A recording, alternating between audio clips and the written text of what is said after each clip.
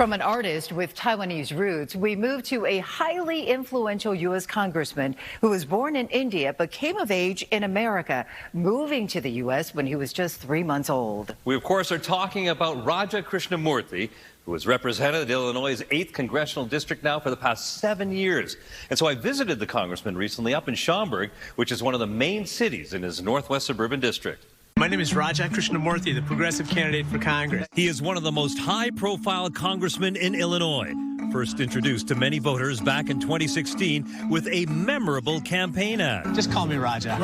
Raja Krishnamoorthi is now a major player in Washington. The graduate of Harvard Law sits on some of the most important committees on Capitol Hill. Its parent company is beholden to the Chinese Communist Party. This includes a ranking member of the vitally important Committee on Strategic Competition between the United States and China. I met with a congressman at Schaumburg's Town Square, where we talked at one of his favorite restaurants, Walker Brothers Original Pancake House. It's so great for you to be here, and it's great for us to be here in Schaumburg with you. You were born in New Delhi. You came here came to America as a baby.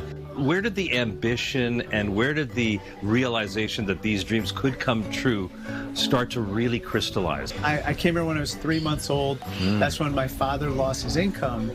But thanks to the generosity of the American people, we were allowed to move into public housing and food stamps. Every night at the dinner table, my father would say, think of the greatness of this country. Tell us about your background in terms of getting involved in races with former President Barack Obama. We met at a reception, a civil rights reception, I think in 1999.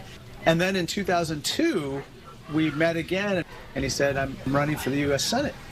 And I said, sign me up. I became his policy director for that campaign, and that's what really illustrated to me the great character of Illinoisans and how they really assess people based on on their character rather than, kind of outward notions of who people are.